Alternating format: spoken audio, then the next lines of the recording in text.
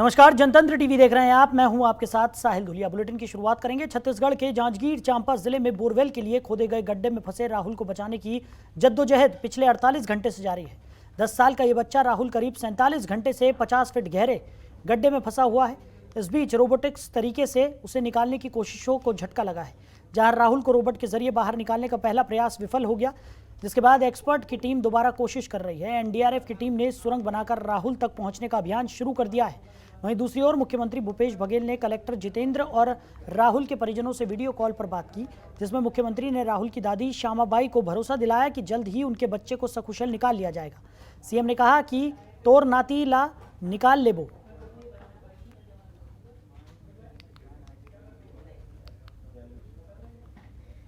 खबर पर ज्यादा जानकारी के साथ हमारे सहयोगी अमित हमारे साथ जुड़ गए हैं। अमित, क्या कुछ स्थिति इस वक्त बनी हुई नजर आ रही है? जिस तरीके से लगातार रेस्क्यू अभियान जारी है और पहला प्रयास रोबोटिक्स की तरफ से जो चलाया गया था वो भी विफल बताया जा रहा है। जी, पूरे प्रदेश की लोगों की नजर जांजगीर चांपा जिले के पीड़ित गांव के बोरवेल गड्ढे में फंसे राहुल साहू पर बनी हुई है। बीते 2 दिनों से राहुल साहू 80 फीट गड्ढे में फंसा हुआ है। लगातार बचाव दल हर वो संभव प्रयास कर रही है जिससे राहुल को बाहर निकाला जा सके। उसमें तृतीय श्रेणी में रोबोटिक की मदद ली गई थी, जो लगातार क्रेन से रस्सी डालकर रोबोट को नीचे मुआयना किया गया था और रोबोट को पहली प्रयास किया गया जिसमें सफलता नहीं मिली। लगातार रोबोटिक से प्रयास किया जा रहा है कि राहुल को बाहर निकाला जा सके। जी, अगर बात की जाए जिस तरीके से तमाम तरीके के उपकरण भी मंगाए गए हैं, लगातार ये कोशिश की जा रही है कि जल्द से जल्द इस बच्चे का रेस्क्यू हो सके और सकुशल इस बच्चे को बाहर निकाला जा सके। बच्चे की स्थिति की अगर बात करें तो मेडिकल जांच भी यहाँ पर लगातार की जा रही है। मेडिकली अगर हम बात करें, क्या स्थिति है बच्चे की इस वक्त? जी, बता दूं कि राहुल साहू की स्थिति अभी सही है। स्वास्थ्य विभाग के आला अधिकारी मौजूद हैं, जिला चिकित्सा स्वास्थ्य अधिकारी भी मौजूद है। बच्चों को ऑक्सीजन के लिए पर्याप्त सिलेंडर भी उसके पास मौजूद है और गड्ढे में टनल के नीचे बच्चा राहुल साहू हरकत कर रहा है। जब एनडीआरएफ की टीम नीचे बाल्टी डाल रहे हैं तो उनके गड्ढों में से पानी निकालकर रिस्पांस कर रहा है। जी, और स्वास्थ्य लगभग बताया जा रहा है स्वास्थ्य अधिकारी के द्वारा कि अभी स्वास्थ्य सही है। यानी अमित, ये कहीं ना कहीं एक अच्छी खबर है कि बच्चा हरकत कर रहा है और बाल्टी से पानी निकालने के प्रयास में भी बच्चा भी अपनी तरफ से पूरा प्रयास करता हुआ नजर आया था, जिस तरीके से बताया जा रहा था। दूसरी तरफ सुरंग खोदने का काम भी यहाँ पर जारी कर दिया गया है। कहाँ तक पहुंचा है काम? जी, लगभग बोरवेल से कुछ देरों पर 60 फीट की गड्ढे खुद चुकी है और सारे प्रशासनिक एक्सपर्ट टीम वहां पर मौके पर मौजूद है। सीसीएल के भी आला अधिकारी मौजूद है, जो आगे गड्ढों पर टनल बनाया जाएगा। लगभग 9 मीटर की दूरी पर राहुल साहू को पहुंचने की संभावना है। जल्द ही टनल बनाने का कार्य, सुरंग बनाने का कार्य शुरू कर दिया जाएगा। जी अमित, वहीं बच्चे के परिजनों की अगर बात करें तो सीएम भूपेश बघेल ने उनसे बात भी की है, उनको ढांढस बंधाया है और अभी उनकी क्या स्थिति है, उनका क्या कुछ कहना है जिस तरीके से रेस्क्यू अभियान एनडीआरएफ की तरफ से लगातार चलाया जा रहा है? जी, परिजन की माने तो लगातार माननीय मुख्यमंत्री जी भी लगातार अपडेट बने हुए हैं। लगातार आश्वासन दिया जा रहा है कि बेटा राहुल साहू को जल्दी ही निकाला जाएगा।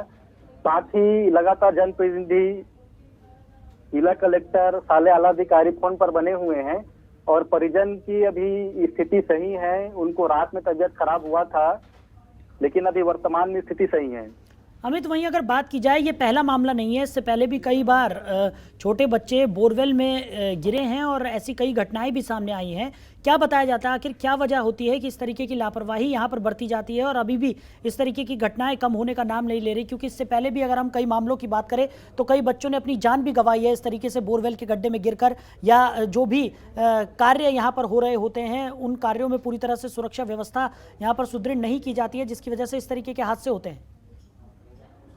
जी, बताना चाहूंगा ये पहला मामला नहीं है, लेकिन इस तरीके का मामला हर देखार जिले में देखा जाता है। जांजगीर चांपा जिले में ये 80 फीट के नीचे में जो बालक फंसा हुआ है, ये परिवार के द्वारा बताया गया है कि जब बोरवेल खोदा गया था उस पर एक कढ़ाई नुमा ढक्कन डाल के रखे थे, लेकिन बालक आंगन में खेलते हुए जाकर उसमें पैर पड़ा और बच्चा जा गिरा। कहीं न कहीं एक लापरवाही भी है और परिजन को भी उसमें ध्यान देना था कि जो गड्ढे में है उसको ढक के रखना चाहिए था प्रॉपर तरीके से, जिससे घटना नहीं होता। अमित, आखिरी सवाल आपसे, क्या उम्मीद जताई जा रही है? एनडीआरएफ टीम जो लगातार रेस्क्यू अभियान चला रही है, उनका क्या कुछ कहना है? प्रशासन मौजूद है, उनका क्या कुछ कहना है? मेडिकल टीम का क्या कुछ कहना है? कब तक इस बच्चे का रेस्क्यू करने की उम्मीद जताई जा रही है? जी, तमाम बचाव दल और जिला आला अधिकारी बताया जा रहा है कि 4-5 घंटों में सुरंग का काम शुरू हो जाएगा। सुरंग का काम शुरू हो गया है। लगातार 6 से 7 घंटों में बच्चे तक पहुंचने का प्रयास किया जाएगा और एनडीआरएफ की टीम लगातार बच्चे से संपर्क में है, कैमरे की निगरानी में है और लगातार हरकत को जायजा लिया जा रहा है, मॉनिटरिंग किया जा रहा है। चलिए अमित, हमारे साथ जुड़ने के लिए, इस तमाम जानकारी के लिए आपका बहुत शुक्रिया। बढ़ते हैं आगे। प्रदेश भर में रासायनिक खाद की किल्लत के बीच मुख्यमंत्री भूपेश बघेल का बड़ा बयान सामने आया है। पत्थल गांव में पत्रकारों से बातचीत में मुख्यमंत्री ने कहा कि हमारे पास डीएपी खाद की कमी है, लेकिन हमारी निर्भरता रासायनिक खाद से कम हो रही है। अब हम खुद खाद बना रहे हैं। इसके बाद सीएम बघेल ने यहां 94 करोड़ रुपए के कामों का लोकार्पण और शिलान्यास किया। बता दें, मुख्यमंत्री भूपेश बघेल ने रविवार को पत्थल गांव में विश्राम गृह में अधिकारियों से विभागीय कार्यों को लेकर जानकारी भी ली। इस दौरान मुख्यमंत्री ने कहा कि जसपुर जिला प्राकृतिक रूप से बहुत ज़्यादा सुंदर है और यहाँ कई चुनौतियाँ भी है, इसलिए काम करने की गुंजाइश ज़्यादा है।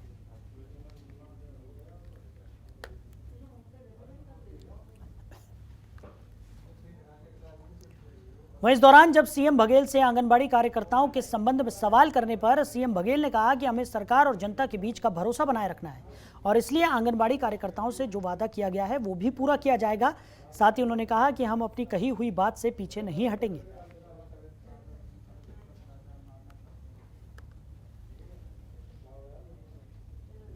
जो चुनाव घोषणा पत्र है उससे हम कहीं पीछे नहीं हट रहे हैं और लगातार उसकी पूर्ति हम करते जा रहे हैं।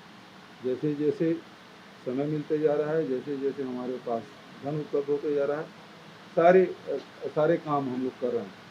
बीच में कोरोना काल है, 2 साल सारे अर्थव्यवस्था पूरे देश का, पूरे विश्व का ध्वस्त हो गया था। ऐसे समय में भी जहां कर्मचारियों को वेतन देने की बात है, किसानों को राजीव गांधी किसान न्याय योजना की राशि देने की बात है, वो सब कुछ हमने लागू किया। जनप्रतिनिधियों के न वेतन में कटौती की, न ही उसके क्षेत्र विकास निधि में कटौती की, जबकि भारत सरकार ने दोनों कटौती की। अन्य राज्य शासकीय कर्मचारियों के वेतन में कटौती की, छत्तीसगढ़ में हमने होने नहीं दिया और लगातार विकास के कार्य हमारे संचालित हैं। चाहे सड़क बनाने की बात हो, पुल पुलिया बनाने की बात हो, जो स्कूल बंद थे उसको फिर से शुरू किया, हॉस्पिटल जो थे उसे और मजबूत बनाने का काम किया। तो लगातार जन सेवा के काम में सीमित संसाधन, केंद्र सरकार के अड़ियल रवैया के बाद, लगातार अड़ंगा लगाने के बाद, राशि नहीं देने के बाद, जो हमारा हक का है, उसके बावजूद भी हम लगातार जनता के हित में लगातार फैसले लेते जा रहे हैं, उसका लाभ भी मिल रहा है। वहीं छत्तीसगढ़ के कोरबा जिले में खुली खदान से कोयला चोरी का कथित फर्जी वीडियो ट्वीट करने के आरोप में बीजेपी नेता और पूर्व आईएएस अधिकारी ओपी चौधरी के खिलाफ एफआईआर दर्ज की गई है। बता दें कि बीजेपी नेता ओपी चौधरी ने 18 मई को अपने ट्विटर हैंडल पर एक वीडियो पोस्ट किया था, जिसमें कहा गया था कि कोरबा की गेवरा खदान से हजारों मजदूर और सैकड़ों वाहन कोयला चोरी में लगे हुए हैं। वहीं पूरे मामले की जानकारी देते हुए कोरबा एसपी ने बताया कि मधुसूदन दास यादव की शिकायत पर बीजेपी नेता के खिलाफ मामला दर्ज किया गया है।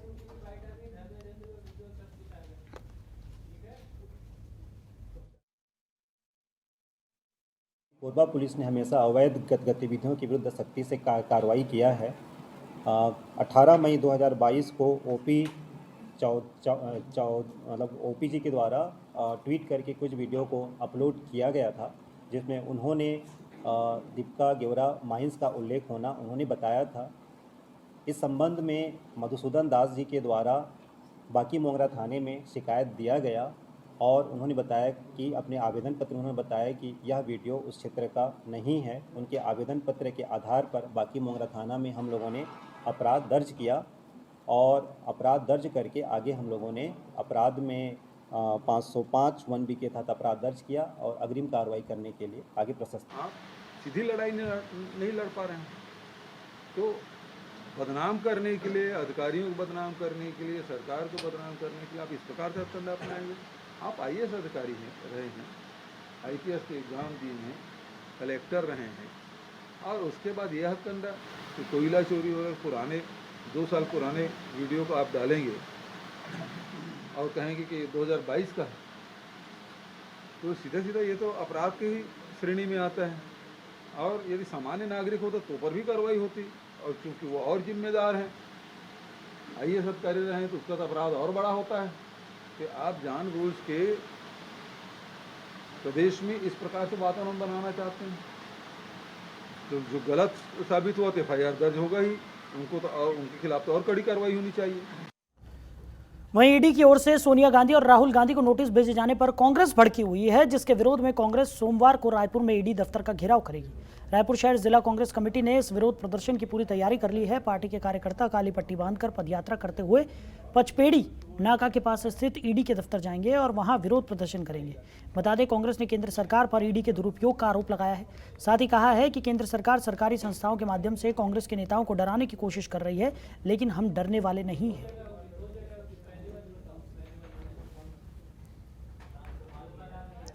बीजेपी ने कवर्धा जिला मुख्यालय के गांधी मैदान में सेवा, सुशासन और गरीब कल्याण के 8 साल पूरे होने के अवसर पर सभा का आयोजन किया। केंद्र सरकार के 8 साल पूरा होने के मौके पर पूर्व मुख्यमंत्री और बीजेपी के राष्ट्रीय उपाध्यक्ष डॉक्टर रमन सिंह के साथ कवर्धा जिला प्रभारी और पूर्व सांसद लखन लाल साहू भी मौजूद रहे। इस दौरान डॉक्टर रमन सिंह ने कहा कि प्रधानमंत्री नरेंद्र मोदी ने 8 साल में बेमिसाल बुनियादी सुविधाएं उपलब्ध कराई हैं और प्रधानमंत्री मोदी ने 80 करोड़ लोगों को कोरोना के बीच मुफ्त राशन दिया। वहीं इस मौके पर सांसद संतोष पांडे ने कहा कि राज्य में कांग्रेस सरकार सिर्फ गरीबों को छलने का काम कर रही है।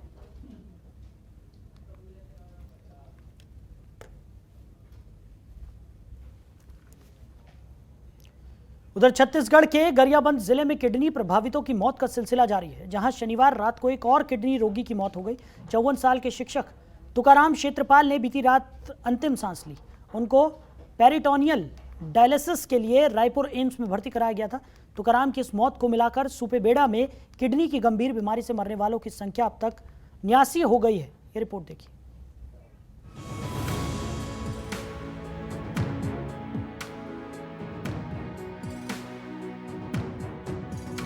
सुपेबेड़ा गांव की पहचान किडनी रोगियों के लिए जग जाहिर है। पिछले 6 साल से किडनी के मरीजों की मौत हो रही है और आज भी गांव के हालात आज भी जस के तस बने हुए हैं। शनिवार रात गरियाबंद के किडनी रोग से प्रभावित सुपेबेड़ा गांव के एक और मरीज ने दम तोड़ दिया।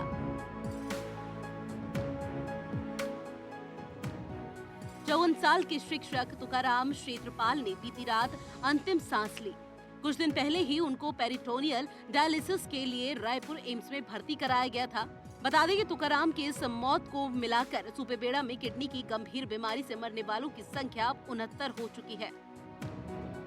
ग्रामीणों ने बताया कि सुपेबेड़ा के पास ही तिरलीगुड़ा के स्कूल में पदस्थ तुकाराम क्षेत्रपाल को किडनी की बीमारी का पता 2017 में चला और तब से उनका इलाज भी जारी था, लेकिन इसके बावजूद उनकी तबीयत में कोई सुधार नहीं आ पाया, जिसके बाद उन्हें एम्स ले जाया गया, जहां पता चला कि उनके खून में यूरिया की मात्रा 2 गुना और क्रिएटिनिन की मात्रा 9 गुना बढ़ चुकी है। वहीं करीब 15 दिन पहले उन्हें एम्स में भर्ती कराया गया था, जहां उनका पेरिटोनियल डायलिसिस का इलाज भी किया जा रहा था, लेकिन बीती रात 9 बजे के करीब एम्स के अस्पताल में ही उन्होंने दम तोड़ दिया।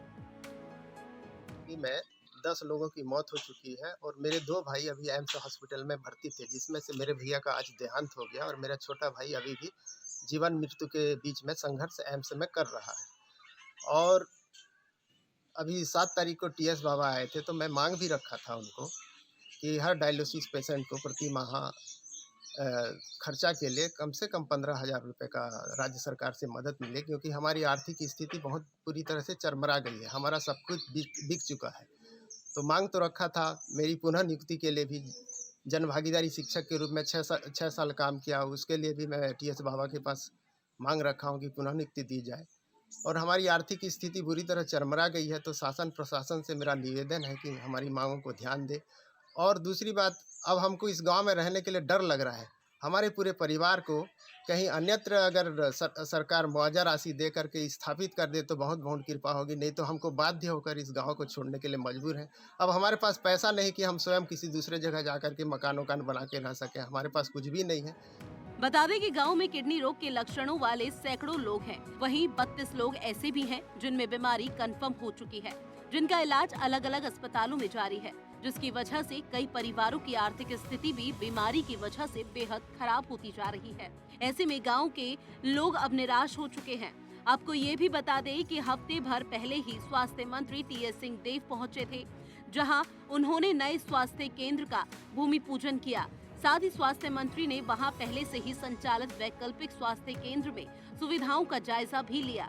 वहीं इस दौरान उन्होंने ग्रामीणों से बातचीत कर हर संभव मदद का भी भरोसा दिलाया, लेकिन इसके बावजूद गांव की स्थिति बदलती नजर नहीं आ रही है। बहुचर्चित किडनी प्रभावित गांव सुपेबेड़ा में इस वक्त जनतंत्र टीवी की टीम मौजूद है। हम आपको बता दें कि ये वही सुपेबेड़ा गांव है जहां अब तक किडनी की बीमारी से 79 लोगों की मौत हो चुकी है। सुपेबेड़ा गांव में किडनी की बीमारी मौत का तांडव मचा रहा है और जिस तरीके से सुपेबेड़ा गांव के लोग अशुद्ध पेयजल पीकर लगातार बीमार हो रहे हैं और लगातार मौत का आंकड़ा बढ़ रहा है और अब तक 79 लोगों की जिस तरीके से मौत हुई है। हालांकि यहाँ पर जिला प्रशासन हो एवं स्वास्थ्य विभाग हो और प्रदेश की सरकार तमाम तरह के बड़े बड़े दावे करती हैं, लेकिन अब भी मौत का तांडव जिस तरीके से गांव में कोहराम मचा रहा है वह स्पष्ट दिख रहा है। कल ही एक पीड़ित तुकाराम क्षेत्रपाल की मौत हुई है जो राजधानी रायपुर के एम्स में भर्ती था। ग्रामीणों का एक ही मांग है कि अब उन्हें इस गांव से डर सताने लगा है, इस गांव से अब उन्हें डर लगने लगा है और उन्हें किसी अन्य जगह विस्थापन किया जाए।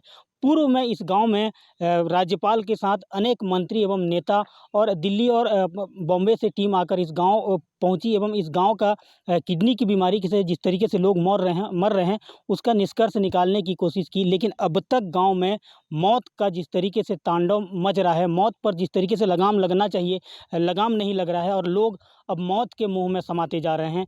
बहरहाल देखने वाली बात होगी कि ग्रामीणों को जिस तरीके से दिक्कतें हो रही है उसका निष्कर्ष कब निकलेगा और जो सरकार है वो ग्रामीणों को किस तरीके से सुविधा मुहैया कराती है। मनमोहन नेताम, जनतंत्र टीवी, सुपेबेड़ा। उधर छत्तीसगढ़ की राज्यपाल अनसुईया उइके अपने कवर्धा दौरे के दौरान कुछ देर के लिए बेमेतरा के गेस्ट हाउस में रुकी, जहां मीडिया से बातचीत करते हुए उन्होंने बताया कि कवर्धा भरमदेव में बैगा आदिवासियों ने सांस्कृतिक और सामाजिक कार्यक्रम का आयोजन किया है, जहां उनके निमंत्रण को स्वीकार करते हुए वो कार्यक्रम में शामिल होने जा रही है।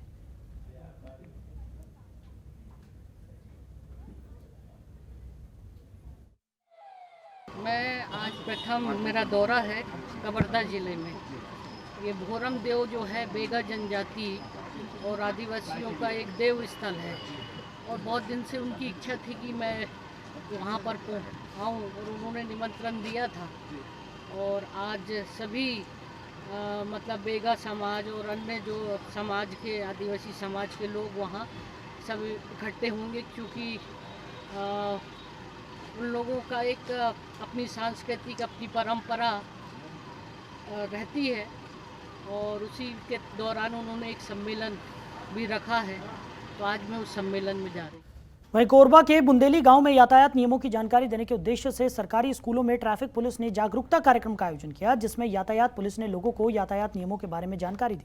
साथ ही ट्रैफिक पुलिस ने लोगों को यह भी बताया कि ट्रैफिक नियमों के उल्लंघन करने से चालान हो सकता है।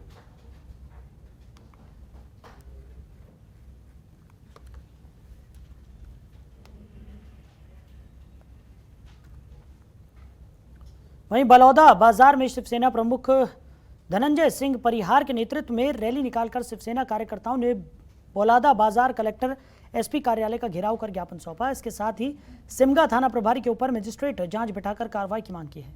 आपको बता दें कि सभी शिव सैनिक सिमगा थाना प्रभारी की ओर से जिलाध्यक्ष संतोष यदू को फर्जी मामले में फंसाकर जेल भेजने और शिवसेना प्रमुख के बारे में अपशब्द कहने से नाराज हैं। वहीं पदाधिकारियों के प्रतिनिधि मंडल ने बताया कि छत्तीसगढ़ के जितने भी मुख्यमंत्री या बड़े पदों पर रहे अधिकारी सम्मान से बात करते हैं, लेकिन एक थाना प्रभारी बेगुनाह लोगों के ऊपर फर्जी मामला बनाता है।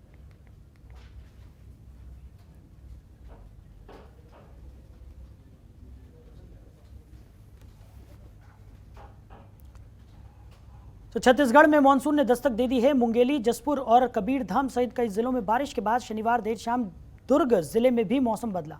यहां करीब 2.5 घंटे तक झमाझम बारिश हुई, जिससे लोगों को गर्मी से राहत मिली और पारा करीब 28 डिग्री के पास जा पहुंचा। वहीं मौसम विभाग के अनुसार ये मानसून के पहले की बरसात है और अगले 3 दिनों तक मौसम इसी तरह रहने वाला है।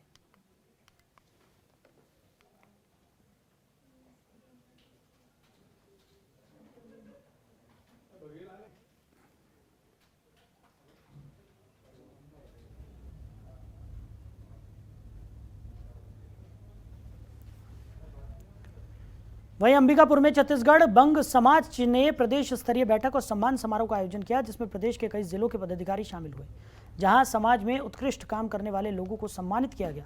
साथ ही बच्चों के लिए सांस्कृतिक कार्यक्रमों का भी आयोजन किया गया। इस कार्यक्रम में छत्तीसगढ़ बंग समाज कल्याण समिति के प्रदेश अध्यक्ष विजय व्यापारी ने बताया कि बंग समाज को आगे बढ़ाने का प्रयास कर रहे हैं, साथ ही बच्चों को बेहतर शिक्षा देने की भी कोशिश की जा रही है।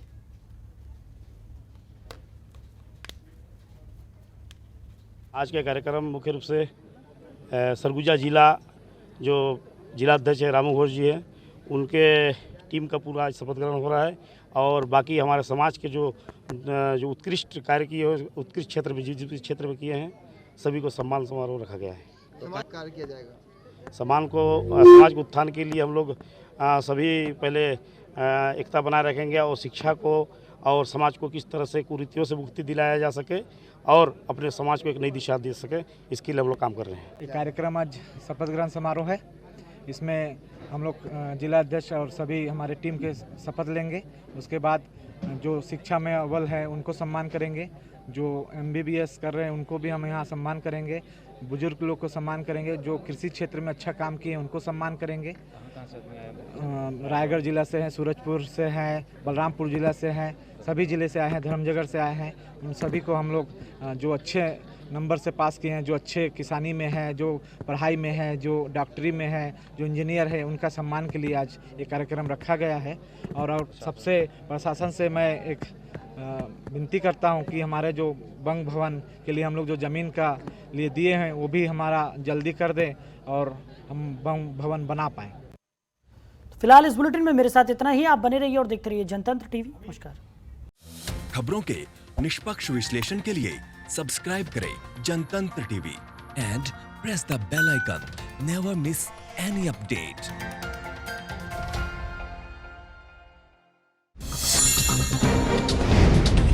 डाउनलोड कीजिए जनतंत्र टीवी ऐप को, जो कि अवेलेबल है गूगल प्ले और ऐप स्टोर पर। अधिक जानकारी के लिए अभी डाउनलोड करें।